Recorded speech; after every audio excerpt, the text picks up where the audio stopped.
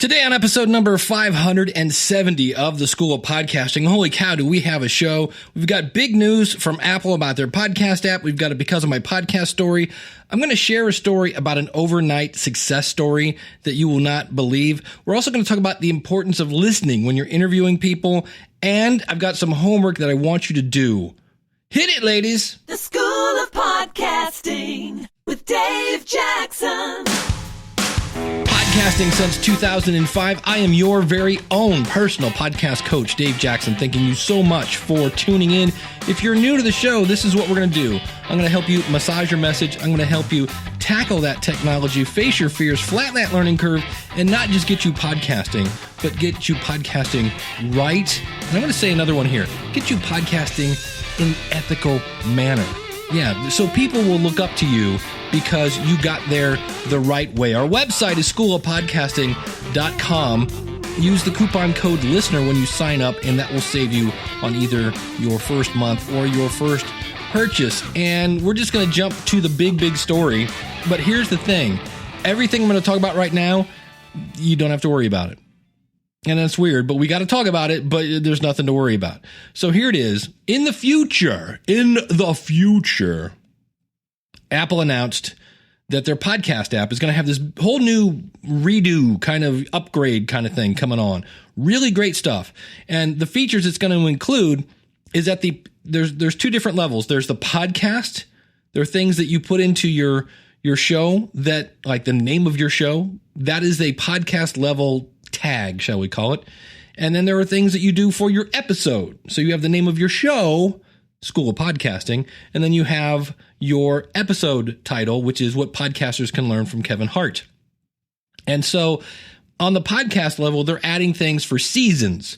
So if you're a person that does like a TV show podcast, or if you're the popular show Serial, we'll talk a little bit about S-Town today. If you're doing something in seasons, you'll be able to now to organize your podcast in seasons, and you'll also be able to do what I call a normal podcast. That's just episodic, where you just put it out over and over and over. So you have ways to say, this is part of season 1, this is part of season 2, this is episode 3 of season 4.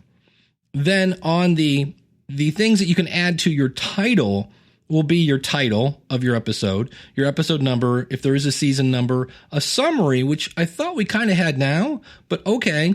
And then you'll also be able to say, is this a kind of a regular episode? Is it bonus content, or is it a trailer, kind of like a promo? And the thing that's interesting, I'll put a link to this out in the show notes at schoolofpodcasting.com/570. There's a PDF from Apple, and they mention these things called GUIDs, which to me sounds like some sort of strange, new from Pixar. It's GUIDs. The fuzzy little characters that come out at night. No, it's this number that identifies each episode, and they say, don't change it. And we'll talk about how I'm kind of worried about this. In fact, I'm worried about a couple of things. Number one is it says in this PDF that new subscribers will receive the first episode in their library when you subscribe. All right. So I go to the podcast app, I look for School of Podcasting, I subscribe.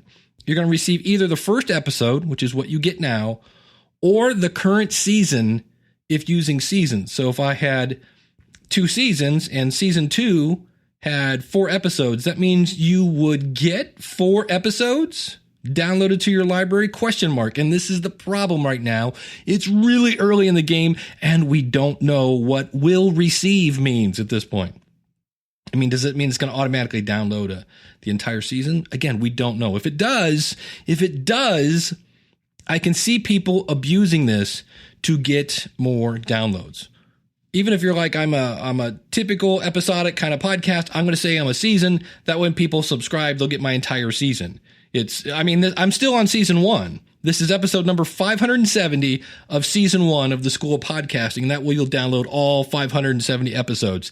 See what I mean by that? There are people that are getting into podcasting that want to cut in the front of the line, and they don't have these things called scruples or morals in some cases. And so there are people that are already, because they have sponsors and they want more downloads, but in my opinion, let's state this up front. In my opinion, it appears from the outside that they don't care about their audience because they're sending the same episode back twice. to get more downloads, because all they need is download numbers to report to their sponsor to say, hey, I've had 10,000 downloads on this episode. Granted, I had to run it through my audience 6 times to get there, because that's horrible for the sponsor. There are people that are doing this, and they're teaching that. That's the even scarier part. Now, they also mention not to change the GUID. Well, again, the GUID is this unique identifier number. And to me, when I hear this is like going to a 3-year-old and going, hey, that knife, whatever you do not stick that knife in the outlet. And they go, what? You go, yeah, don't put the knife in the outlet. And the next thing you go in and Junior's been barbecued because he stuck the knife in the outlet. The fact that they're saying don't change it means it sounds, again, we don't know, but it sounds like they're going to give you the ability to change this. And that will make it even easier. And I want to use naughty words here for not so, for people to just cheat. For that guy that wants to send his file back through again and mark it new so he can get more downloads, regardless of whether it's giving value to his audience. If they allow you to change the GUID, it's going to make it really easy to just bombard your audience with new files that aren't new and jack up your downloads and charge your sponsor. That's horrible for the sponsor. It's horrible for the audience. And there are people that are doing this that just don't care. So, because when you ruin it for that sponsor talks to the other sponsor and says, stay out of podcasting. Boy, the return on investment was horrible. Now, the other thing that is cool, but has, again, with great power comes great responsibility, right? Apple's going to provide statistics on how many listeners you have. Now, if you're using Blueberry, Spreaker, Libsyn, Podbean, most notable podcast hosts give you these numbers, but now they're going to give you minutes per listener. Now, this normally I say is a poo-poo, caca kind of statistic, because like I use Awsound. I have a show on them. I have a show on Omni Studio. And I recently, who did I start playing with? Wooshka. And the only time this stat has any merit is if you're listening on their player. Well, hello, about somewhere between 50 and 60% of most downloads go through some sort of Apple device. Okay, now if I can get listener stats on 60% of my audience, now we're talking something I might pay attention to. And it's going to give you the minutes per listener, the abandonment point, and the average completion. Now, this could be a good thing and a bad thing. Now, here's the fun thing. We live in a microwave society. We want things yesterday. Like this announcement came out Friday night. And literally people are going, hey, is Libsyn going to have this ready to go on Monday? And I was like, what? And I'm sure Angelo over at Blueberry is coding as we speak, and all the guys in Spreaker and Podbean and all the other folks are, it's going to take some time. And here's the thing. Again, remember what I started this off with. None of this matters yet. So we'll talk about that in a second. But also, the thing that I'm kind of worried about this thing with the stats is right now, with just the ability to see how many downloads you have, where people came from, what app they used to download it, and then if you were on another, like what website sent you the traffic, in some cases, you can get that information. That's the stats you have. Now with Libsyn, you can also see how many people were using your RSS feed, how many people were listening on Twitter, how many people were listening on YouTube. Libsyn has that capability as well. Full disclosure, by the way, I work for Libsyn, libsyn.com. Use the coupon code SOPFREE at libsyn.com, and you can get a free month there. But here's the thing. People are already, and when I say obsess over podcast numbers, I mean people like freak out, like a full freak out that I just launched a new episode. It's not in the iTunes listing. That takes up to 24 hours. Your subscribers will have it instantly. It takes up to 24 hours for it to show in your iTunes listings. And they want to know why they don't have a download number yet. You just launched it 8 minutes ago. I'm serious. People obsess. They check their stats on an hourly basis. And this is going to give people more things to obsess over. And I've said it's a joke, but it's also true. Looking at your stats does not make them grow. It just doesn't.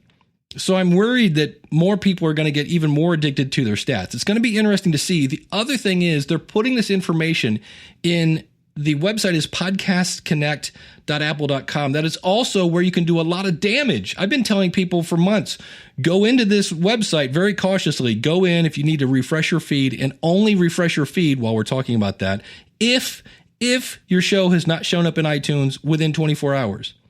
So if it's been 24 hours and 30 minutes, then you can use your refresh feed. But normally I tell people to stay out of Podcast Connect because they go in there and they change the feed and all sorts of other things, and they really mess things up in a major way.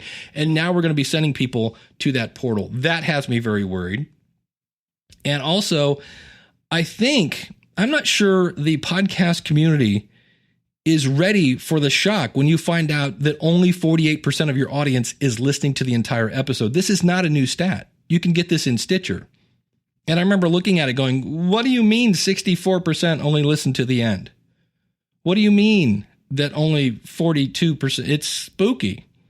So be careful what you wish for, in the immortal words of Todd Cochran over at the newmediashow.com. Now, to kind of wrap this up, if I told you there's a new audio format coming and it's going to sound great and do all sorts of new and fun stuff, but there aren't any players that can play this new sort of audio file yet, this news wouldn't mean anything to you, right? Because you can't play the new fun-filled audio format. That's the same thing right now.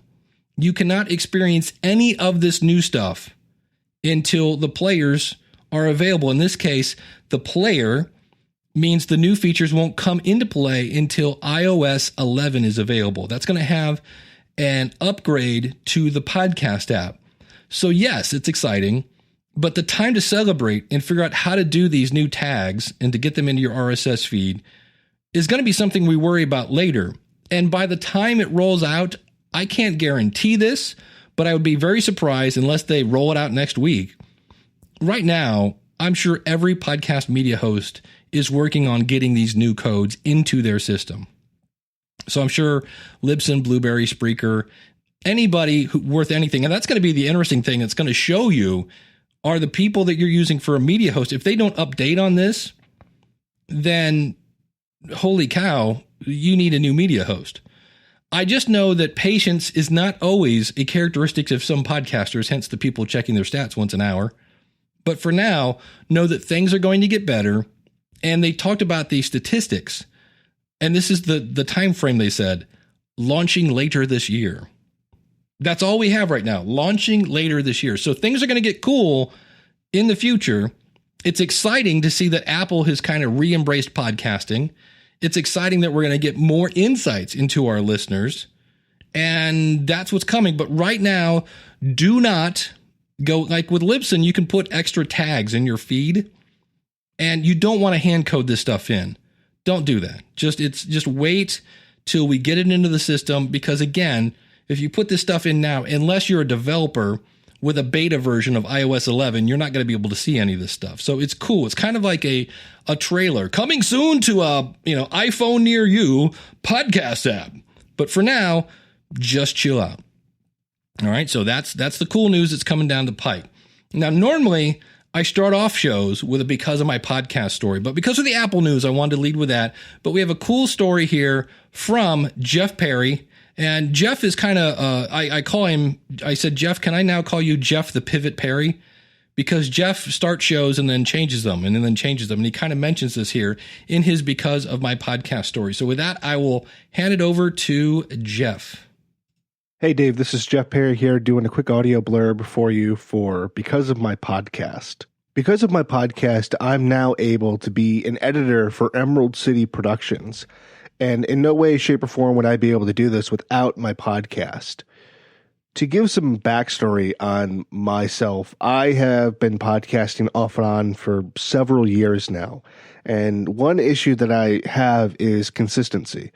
Every podcast that I've done pretty much has either gone through a rebrand or basically just pod faded over time. And that's a problem for me. But one of the consistent things that I had when it came to doing the podcasts is that I always pushed myself to do more with editing. I've always kind of been a production person. I've been doing it since I was in high school, and I love the challenge of editing, and I loved the process of it. And that's kind of why I think I continue to do podcast, even though I never really have the ability to stick with something. Now, hopefully I've fixed that problem with my current podcast, Podcasting Spark, but maybe I don't. We'll see. If it wasn't for me consistently pushing myself to edit more and doing more with the podcast and making it sound better and everything like that, I wouldn't have been able to get a side gig with Emerald City Productions.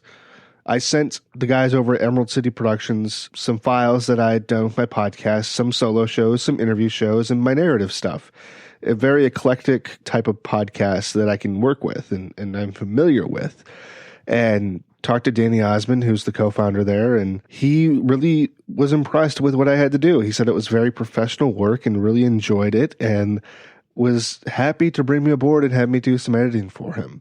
And I've been editing for them for a little while now, and I'm really enjoying it. I enjoy the process of helping other podcasts have the best editing experience that they can and making sure that their end product is the best that it can be as well. It's something that I've always wanted to do, is to make some money in the podcasting space doing something that I love. And podcasting is one of those things, and I love every bit about podcasting. That's why I consistently continue to come back after I pod fade or end shows. It's because I love podcasting that much. And if it wasn't for my podcast, I wouldn't be able to start editing for other podcasts and work with Emerald City Productions and doing this kind of gig. So thank you, Dave, for pointing me in the right direction, because I didn't know about Emerald City Productions until you had a sponsor from them. And I looked into them, and then you and I corresponded via email. And one of those people that you told me about was Emerald City Productions. And I shot them an email, and I was like, hey, here's some stuff. I'd love to work with you guys. And they brought me aboard, which was awesome. So thank you, Dave, specifically for pointing me in the right direction. And you've helped me out over the years as well with my podcasts. And it's always been a treat to have you offer your advice and support. And so thank you. It's really all I can say. And like I said, because of my podcast, I'm now able to do something that I love and make a little bit of money on it too, which is awesome. So that's my story. And it's all because of my podcast. There you go. Thank you, Jeff. Yeah, he emailed me and said, I really want to make money in podcasting, and, how can I do that? And I said, well, you can, as far as I know, Libsyn isn't hiring anybody. You could check with Blueberry, things like that. I know Charles McFall, who's been on this program, is, I believe I heard he's going to be working for Blueberry. But I said, go out to podcastingresources.com. I have a bunch of people listed there that are audio editors, and see if somebody over at Pro Podcast Solutions or Podfly or all the other places over at podcastingresources.com. And lo and behold, one of the places over there was Emerald City, and there we go. So and the beautiful thing of this is Jeff only has to give me 10% of his paycheck. That's the thing I really like about it. That's the deal we worked out. So Jeff, I'm glad to hear that. And yeah, so you never know what's going to happen. And had he not started his podcast, and because Jeff does pivot, he's done narrative style podcasting, he's done solo podcasting, and like he said, he pushes himself to really create the editing part, to really make things tight and well, so there's a flow there, things like that. So good on you there, Jeffrey. Now, the thing I want to talk about right now is when you have content that this is what you want your audience to sound like. Jimmy Fallon, who talks about podcasting a fair amount, and the guy who did S-Town, which is a very popular podcast, was on the Jimmy Fallon Show, on The Tonight Show. So let me play you a quick clip of that. Also joining us tonight, he's the host of the record-setting podcast, S-Town. I'm not going to give any spoilers on it. No spoilers. Nothing. I'm barely going to talk about it. But I can't wait to talk to him. Brian Reed is stopping by. Have you listened to it yet? Yes, I've listened to the entire thing. I'm not going to tell you anything. All right, good. Don't tell me anything. Don't. Higgins, Questlove, are you, no, nothing. Not yet. You haven't listened to it yet? Spoilers. I know about it, but Yeah, Okay, good. But I'm obsessed with this, I'm obsessed with S-Town. it's fantastic. I've only done 2 episodes so far, but anyways, that's all you really, it's unbelievable. So whatever you listen to what do you listen to it on? On my iPhone. Do you have an app? You have an app called Podcast. Press a button. Is there an app called Podcast? Yeah. Oh, I don't use that. What do you use? It's called Overcast or something. Overcast? Yeah. It's Really? a weather app. So there you go. We now know that Jimmy Fallon uses Overcast to listen to his podcast, but that's what you want me. It's like, oh man, you got to listen to this. So the next couple of things I'm going to talk about are things that I'm saying, oh, you got to listen to this. And one of those, and I didn't ask for permission, but I'm sure Harry's going to be okay with this. This is the homework. When I said I have homework for you today, what I want you to do, it's a new month. And I know you're like, Dave, it's been a new month for about 12 days as we do this. But if there's a podcast that you are enjoying, and if you want to do this to me, that's fine. But I got a free t-shirt this month, so I got plenty of gas in my tank. But if you're enjoying somebody's show, can you just take a second to let them know you enjoy the show? Because there are times when we are out here going, hello, is this on? Can you hear anything? And so I did this to Podcast Junkies. And I like this show, number one, because usually Harry is interviewing somebody I know. And he was interviewing Lee Silverstein, who is such a great guy. Lee's been on this show. He does the colon cancer podcast. And I want to play you a couple of clips here because here's the thing. To me, a great interview, and Mark Maron said this at Podcast Movement.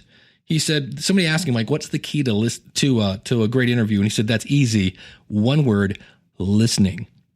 And so Harry had a couple things here where Lee is talking about his colon cancer show. And it's so obvious that Harry is listening and he asks great follow-up questions. So I just want to play you a quick clip. One of the earliest interviews I did, probably my sixth or seventh interview, the gentleman who I interviewed put it so perfectly. He said, the portrait of your friends and family before cancer will not be the same portrait of your friends and family after. And I'm listening to that going, I wonder what that means. And that is so, so true. And that's not tied to attitude, but that, it just kind of reinforces the fact that everybody handles these kinds of situations differently. But attitude has been so huge for me. Can you talk a little bit, can you elaborate on that, like how that changed for you? And was it something that you were surprised about when it started happening? So you notice there, he didn't say, okay, great. Tell us about your aha moment. He's like, can we dig a little deeper on that? That sounds like, because Harry likes to get into kind of the deep stuff, the spiritual stuff in some ways that really, to me, is kind of cool because nobody talks about this kind of stuff on their podcast because Lee's busy talking about colon cancer. And so this is where you get to kind of learn a little bit about the life of the person. And so he then explained how, yeah, because some people, when you're like, oh, by the way, I have colon cancer, everybody reacts differently. Some people that might be your best friends are going, I want to distance myself. Well, here, I'll just play the answer. In terms of, you're talking about attitude? The portrait, this idea of the portrait. portrait. Oh, the portrait. Yeah. Oh, this is a common thing. I thought it was just me. But, people all handle adversity and difficulties different ways. And you're always amazed. And I was amazed as there are some people you expect that will be right by your side that aren't. And people you never expected to be by your side that suddenly are there. And ask anybody who's been through cancer, and I guarantee you they'll all tell you the exact same thing. And so I heard that and I was like, wow, because number one, now you're getting behind the scenes, and I don't care what you say, everybody loves behind the scenes stuff of what is it really like. And that's one of the things that Lee is doing with his colon cancer podcast is like, look, when you hear those three words, you have cancer, it's not a death sentence. I mean, Lee's had cancer. Well, actually, that's another great example. I'm not going to play this clip, but Lee actually had cancer when he was 5. And he throws that little nugget out there. What does Harry do? Do you remember having cancer? Because sometimes you don't remember that stuff when you're wee little. And he's like, oh, absolutely, vividly. So it's just a great example. I love that show. Podcastjunkies.com. This is episode 130 with Lee Silverstein. Really, really great episode. And same thing. He did an episode with Gary Leland that I've known Gary for years. And I learned stuff about Gary in that episode that I just don't get anyplace else. So in the same way that Jimmy Fallon is saying, oh, you got to listen to S-Town, there are times when you want your audience to be like, I got to tell somebody about this. And so that's what I want to talk about today is I just read a book from a comedian named Kevin Hart. Now, if you've never heard of Kevin Hart, he is, in my opinion, very funny. You might know him from his movies. He's in a lot of movies. He was in the movie with Ice-T, Right Along. He's been in a bunch of them. But his book is called I Can't Make This Up, Life Lessons. And I'm telling you that if you want to make it in the entertainment business, you got to listen to this book. Number one, it's hilarious. And I remember watching the comedy special. Now, Kevin, I think, is 5'4", so there are a lot of short jokes in the book. But I watched I think it was on Netflix. He had a special called I'm a Grown Little Man. And he had these hilarious stories that he shared about his family. He talked about how he goes, there are times when my 2-year-old daughter is a real a-hole. And he goes, we get in these arguments and it's just hilarious. And so at the end of that concert, after making me laugh, he goes, I want to show you why I do this. And he brought his 2 children out, who he's been making fun of pretty much for the most part of that special. And it was touching. It was transparent. And I've been, in another life, I was involved in the copier industry. And I worked with copier salesmen. I did training on how to run them. And I saw a copier salesman drag his kids around at Christmas. And it was so obvious that it was a gimmick. He was doing it to seem like something that it was kind of snake oil salesman, kind of a propaganda would be a great word of that. This was not. This just seemed genuine. And I've seen every one of his specials since then because I remember thinking, wow, that guy's different. That guy, that was cool. And when his book came out, I instantly got the audio version, and it's read by Kevin, and it's hilarious. I mean, it's like 11 hours of stand-up with a really great story. And I always say, if you can make me laugh, cry, think, groan, educate, or entertain me, and really this book did all of that. I was literally in Chipotle, and he was talking about his mom having a sickness, and I start crying in the middle of Chipotle. But the thing that podcasters can take away from the story is Kevin's relentless pursuit of getting better at his craft. I talked a couple months ago about how I took the Steve Martin masterclass, and for the Real Brian show asked me, how was that? I liked the beginning. I'm not going to be a comedian. It did give me behind the scenes stuff. And so I would give it like a B. I thought it was going to be like A+, but there were some things that I was like, okay. He talked a lot about plays he'd written and things like that in it. But on the other hand, what is he going to talk about? Other people's stuff? So it was cool.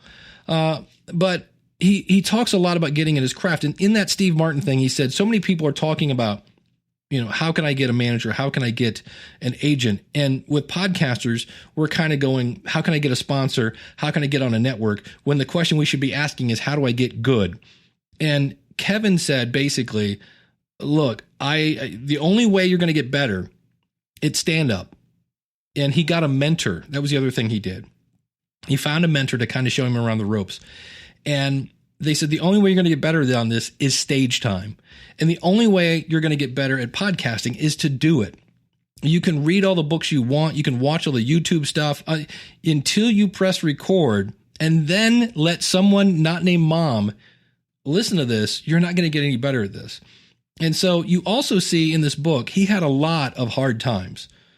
And it's the hard times that you're really like, his mom was beyond strict because his brother had started to lead a life of crime, and eventually it was either go to jail or go into the army, and his brother turned himself around, but his mom was really freaking out.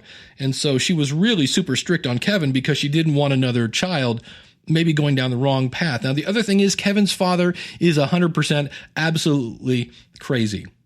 He did cruel things to his children. One time he stole a bike. He stole a bike because Kevin wanted a bike, and he gave it to Kevin as a present. And his mom knew it was stolen. And Kevin's like, man, I can't believe I got this really cool bike. It's awesome. Yay. Thanks, Dad. And then his mom comes out and goes, no, you gotta get rid of that. His father borrowed a neighborhood dog. Borrowed here is in quotation marks. and then gave it to his children. And they're like, oh, I can't believe it. My dad's the best. He got me a dog. And then the neighbors come over and go, like, can we have our dog back? I mean, his dad was crazy. And so what was interesting about this is even as a young kid, Kevin realized that his father wasn't going to win any kind of medals for Father of the Year, and he just accepted it. And that's the key here is the key to me to Kevin Hart is his attitude. Instead of hating his father, he forgave him. And he had this mentor, and he kind of he's from Philadelphia, and he'd won a bunch of different like comedy competitions in Philadelphia. And he was kind of a big fish in a small, well, if you want to call Philadelphia a small pond, but he wanted to make this as a career. And so he and his mentor drove from Philadelphia to New York City. Now, I went to Google Maps. This is an hour and 45-minute drive one way. And so because he mentions how he would basically drive to New York. He would then sit and watch his mentor perform in numerous clubs, because in New York City, there's clubs all over the place. He wouldn't get to sit at the table with all the other comedians. He was kind of like at the kids' table. But he was building a relationship with his mentor and eventually would be able to do 5 minutes of stand-up. So let's think about that. Let's back up a second. He drove 3 hours. Let's say it was an hour and a half just to make easy math, which we know is probably more with traffic. But he would spend 3 hours in a car to do 5 minutes of stand-up. That is some serious passion. And he would do this 3 or 4 times a week. So think of the gas involved with that. When you're eating ramen noodles, that was amazing. And then what happened is his career started to take off, and he started getting these acting roles. He got a movie called Fool's Gold where he played the villain. This was who's the all right, Matthew McConaughey and Goldie Hawn's daughter, whose name is escaping me. And it really was a romantic comedy. What do you expect it to be? Shocking at the end, they actually fell in love and walked into the sunset, and it didn't get great reviews. And then later he got to be cast as the lead guy in Soul Plane, and Soul Plane has a historical relevance. As it's basically one of the most bootleg movies in history. Like, people were watching the DVD of the movie before post-production was finished. So think about that. Kevin's like on the movie set, they're still working on it. And like he said, my dad was at home watching the DVD. And he's like, how can that be? We're not done with the movie yet. So consequently, when the movie came out, nobody went to see it because, well, anybody that was going to go see it had already seen it. And so now Kevin had worked on a couple films that had tanked. And when you have 2 movies in Hollywood go wrong, they don't want to cast you in anything. You are poisoned. So what did he do? What did Kevin do when that happened? Because it's like, hey, I'm getting my big break. Here I go. I spent all this time doing this. Did he sink into oblivion? Now, trust me, he was not happy about this. But instead, he said, I'm going to build up my career so much that they have to put me in a film. I want to become such a big star that they have to put me in a film. So once again, what did he do? He went back to working on his craft. He wanted to be good. Now, the interesting thing is that this is where I found Kevin Hart, because then he eventually goes in to record I'm a Grown Little Man. But that was after, are you ready for this? 7 years. 7 years.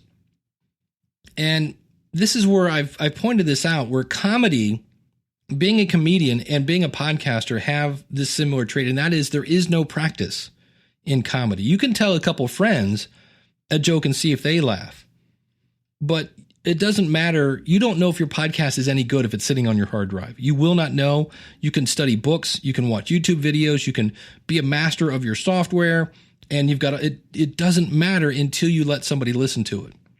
And so this is why you'll see big name comedians like Chris Rock go to these little baby bars in New York City. They're testing out their new material because you can't practice comedy. And it's the only way you're going to get better at it. And so this is the same with podcasting. So here's the thing that I was really surprised is in the story, it explains how Kevin's getting into acting. And in Hollywood with TV shows, you can go out and you can audition for all these different TV shows. and you might get hired, and then they'll shoot a pilot, and then you wait to see if the pilot gets picked up. And this goes on and on and on, and you're getting paid to do nothing, basically. You're not getting any exposure. And Kevin realizes that the reason that he's not being seen as funny is because he's reading other people's words. So he sits down and decides, I'm going to write a sitcom. And he does. He creates a sitcom. It got turned into a pilot. And yes, it gets picked up by a network, ABC in this case. They filmed the show, all 12 episodes. He's flown to New York to this big event where you get to meet all the networks and kind of say, hey, here's the show coming this fall, yada, yada, yada. I'm Kevin Hart. Look at me. And the world would really get to know him on a national stage. And literally, he's standing on the stage. He's about 10 seconds. He's sitting there with the stage manager. The guy's got the headphones on, and he's getting ready to give him the go to go on the stage. And literally, the stage manager goes, hold on a second. I need you to stand over here. And Kevin's like, wait, what? Huh? Yeah, just stand over there. And he calls another show and has them go on. And he looks and goes, they didn't tell you? And like, tell me what? Yeah, your show just got canceled. So before it even went on the air, it got canceled, and they decided to go with another show. Can you imagine? I mean, he just spent $800 on a suit. Can you imagine how that felt? And again, did he go into depression? Now, again, he wasn't happy about this. But if you go back to Kevin's mother was very strict, and he had a parent that kept buying things that would then get removed. So for Kevin, this was like, all right, well, I'm kind of used to people giving me things and then taking them away. I'm used to hearing no on auditions because I heard no over and over and over with my mom. So it's a great book to get your attitude in check. He had a fair amount of embarrassment in his childhood.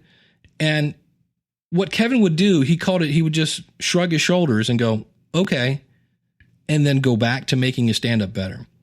So there's a famous comedian manager named Barry Katz. He actually does a podcast. And he says, if you are undeniable, you won't be denied. And that was kind of Kevin's thing. He just went back to say, I don't want to be, I'm just going to be the best, to where people cannot, it's a double negative, so they cannot not want to see me. And then the other thing I was really impressed with, Kevin is a brand. So when you're a comedian, when you're a podcaster, the School of Podcasting, yes, it's Dave Jackson. And you could say, the School of Podcasting is my brand, but really it's the Dave Jackson Show. And he had some people helping him. And one person was like threatening the club owners, like, if you don't pay him on time, I'm going to do this and that. And he was very assertive, shall we say. And to the point where they came to Kevin and said, yeah, I don't want to book you anymore because I don't like the guy that's handling your booking. And so Kevin always focused not just on his jokes, but on what the experience was like to work with him. I remember he wanted a nice theater. He wanted people to have fun. He didn't want to have people worrying about, drunks and getting beat up and things like that. He wanted the entire experience of coming to a Kevin Hart show to be one of that people would go out and say, that was one of the best shows I've ever been to.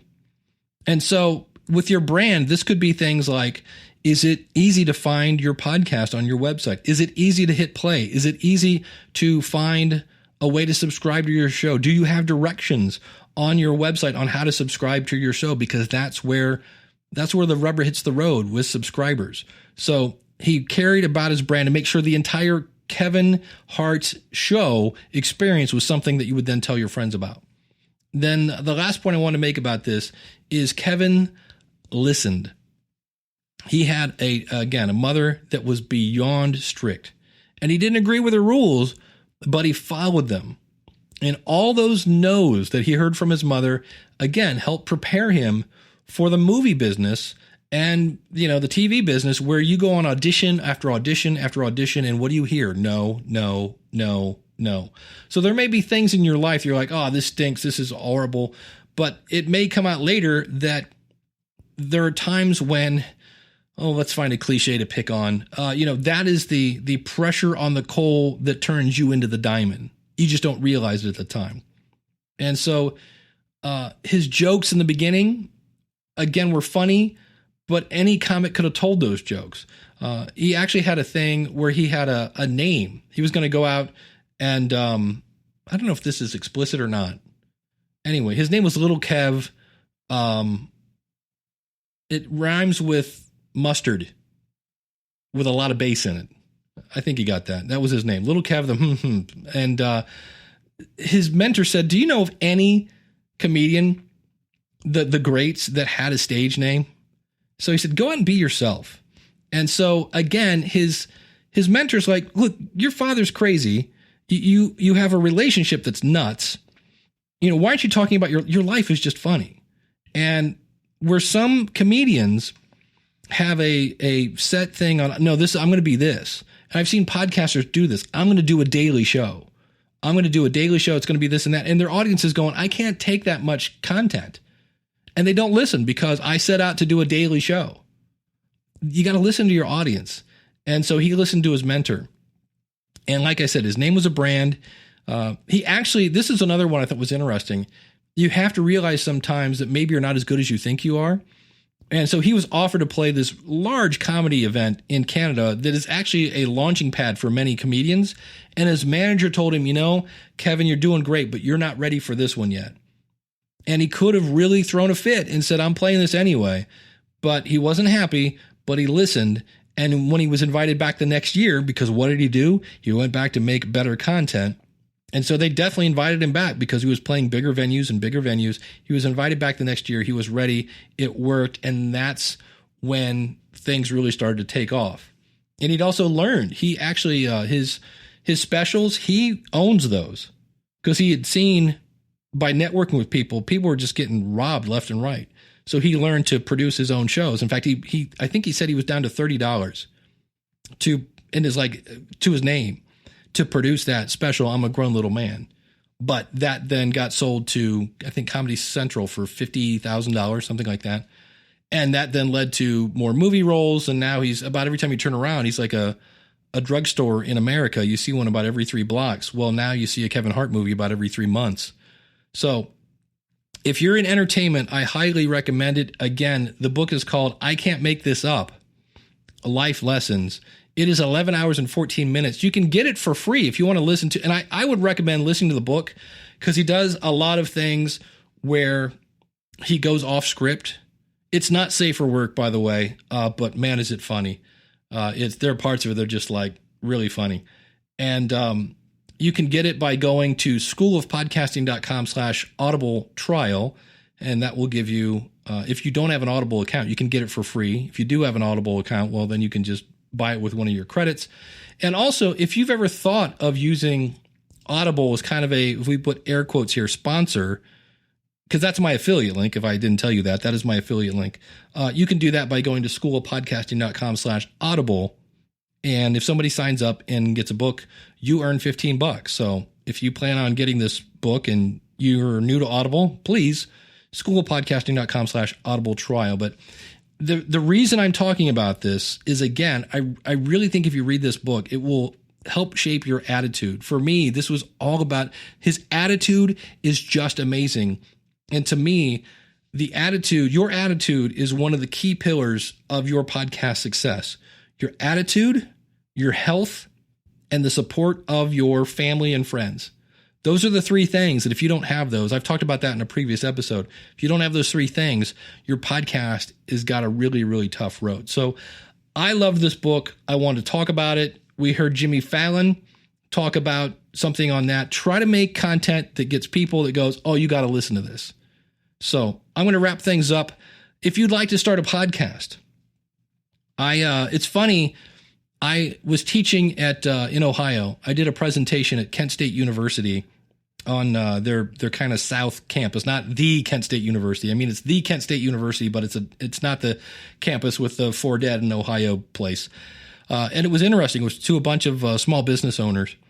And I think I'm such an advocate for podcasting. I think it's great. I think everyone should have one. I think you should try it.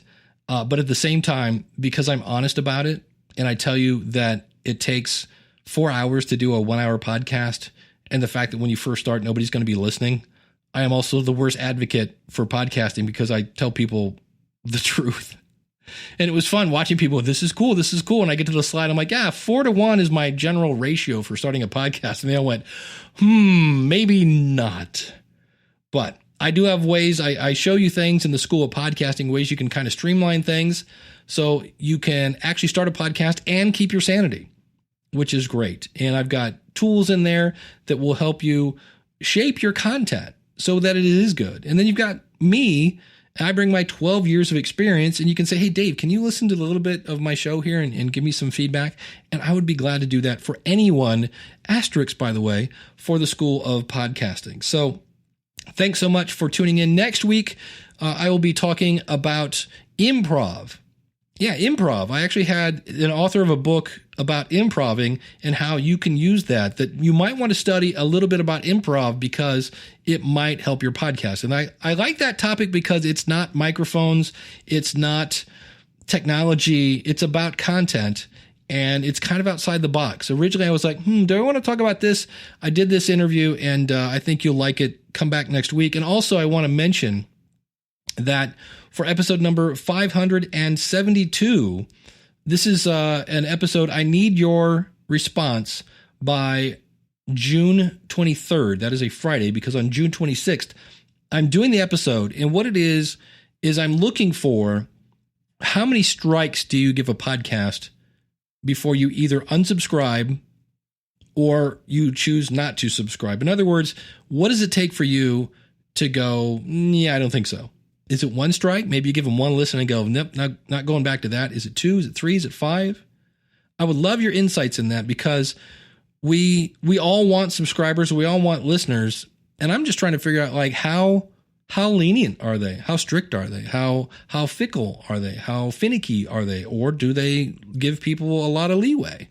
So I would love your feedback on that. If you go out to schoolofpodcasting.com/contact, all of the different ways to contact me are there. You can just record something. If you're a person that has a microphone, just email it to dave@schoolofpodcasting.com. All I ask is that you put in the subject line 572. And that way I will know to instantly save that attachment into the folder so I don't lose it. And I look forward to hearing from you so we can all learn together on, like, what is kind of the listening habit of folks. So thanks so much for tuning in. Again, our website, schoolofpodcasting.com. If you want to start, go to schoolofpodcasting.com/start. Use the coupon code LISTENER. Until next week, class is dismissed. Take care. God bless. And I hope to see you on the inside. If you like what you hear, then go tell somebody. If you like what you hear, then go tell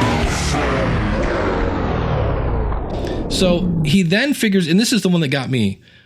He goes out and he's getting these acting gigs, but